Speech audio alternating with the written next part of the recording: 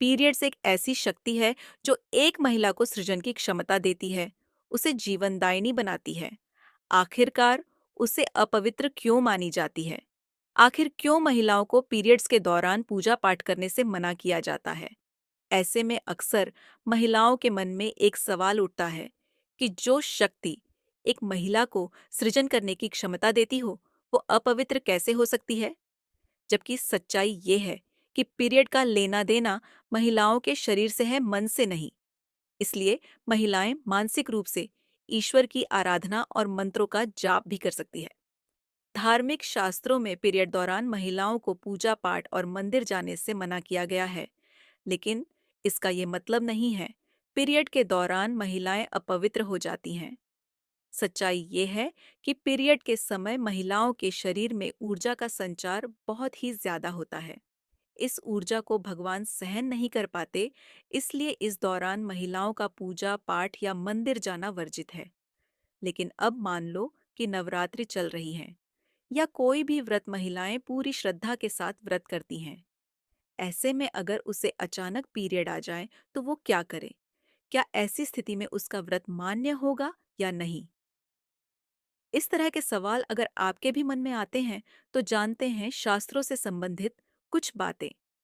सबसे पहले आपको बता दें, अगर आपको व्रत रखने से पहले ही मासिक धर्म आ गए हैं तो इस अवस्था में व्रत नहीं रखना ही उचित होगा।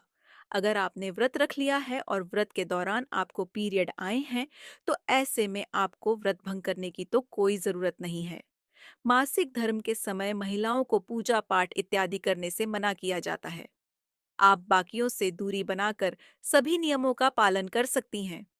पूजा पाठ से दूरी बनाकर अन्य नियमों का ठीक वैसे ही पालन करें जैसे कि सामान्य दिनों में करती हैं। इससे भी आपको व्रत का उतना ही फल मिलेगा, क्योंकि ये प्रकृति का चक्र है। इसमें इंसान का कोई हाथ नहीं और न ही इसमें कुछ गलत है। आपको पता होना चाहिए कि पीरियड में ओम मंत्र का जाप करने से महिलाओं में हार्मोनल बैलेंस बना रहता है। इसके अलावा जिन महिलाओं को मासिक धर्म की समस्या आती है, वे व्रत करने के साथ पाठ भी मन ही मन कर सकती हैं। अगर आपको यह पाठ याद नहीं है तो आप अपने मोबाइल में इंटरनेट के माध्यम से देखकर पाठ कर सकती हैं। सिर्फ इतना ध्यान रखें कि यह पाठ आपको स्नान के बाद स्वच्छ वस्त्र धारण करके ही करना चाहिए। अगर आप व्रत करने का संकल्प ले चुकी हैं और आपको पहले ही पीरियड आ जाते हैं, ऐसे में स्वयं न करें। इसकी बजाय घर के किसी अन्य व्यक्ति से पूजा करवा सकती हैं।